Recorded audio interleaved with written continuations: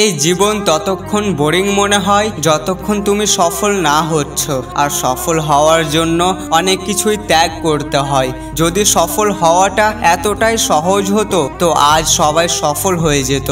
যদি তুমি আজ হার মেনে নাও তো এর মানে তুমি মন থেকে সফল হতেই চাওনি এবং তুমি তোমার মা বাবার স্বপ্ন পূরণ করতেই চাওনি। তুমি তোমার ফ্যামিলির পরিস্থিতিকে পরিবর্তন করতেই চাওনি। দেখো, যখনই তুমি মন থেকে ভেঙে পড়বে বা হারতে শুরু করবে তো একবার হলেও এই কথাটা মনে করে নিও যে তোমার মা বাবা তোমার সফলতার অপেক্ষায় রয়েছে।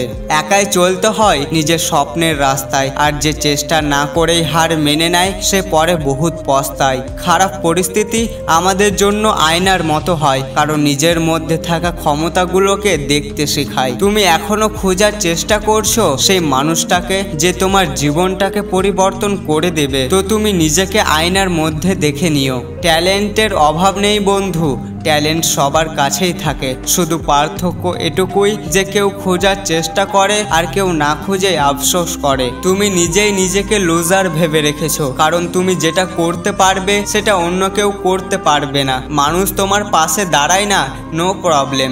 যখন স্বপ্নটা তোমার তো তোমাকে চেষ্টা করতে হবে। মানুষ তোমাকে সম্মান ততক্ষণই করে যতক্ষণ তুমি সেই মানুষগুলোর হেল্প করো। বন্ধু, মনে রেখো, সফল হওয়ার জন্য কিছু করার সাথে সাথে অনেক কিছুই সহ্য করে নিতে হয়। যে সফলতা অর্জন করে নিয়েছে তার কাছে গিয়ে জিজ্ঞেস করিও শুরুর দিকটা সব সময় অসম্ভবই মনে হয়। তুমি যদি গরিব থাকো সেটা মানা যায়, কিন্তু তোমার চিন্তা ভাবনা কখনো গরিব সাধারণ মানুষদের মতো যেন না হয়। বন্ধু, তোমার ছোটবেলাটা যতই গরিব হয়ে কাটুক না কেন, কিন্তু তোমার মা বাবার বয়স্ক সময়টা যেন কখনোই গরিব হয়ে না কাটে। তোমার মা বাবার স্বপ্ন পূরণ করার দায়িত্বটা শুধু তোমারই, কারণ তোমার মা বাবা তোমার স্বপ্ন পূরণ করার জন্য নিজের স্বপ্নগুলোকে মেরে ফেলেছে। প্রত্যেক দিন তুমি খোঁজার চেষ্টা করো যে তোমার মধ্যে কিসের কমি রয়েছে এবং ফুরিয়ে যাওয়া দিনগুলো থেকে আজকের দিনটাকে বেহতার বানানোর চেষ্টা করো।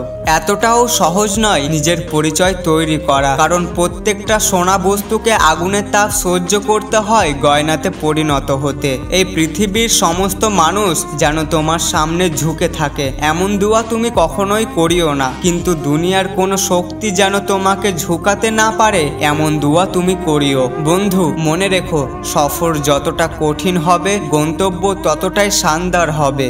সে কারণে এবার যাও আর পরিশ্রম করো।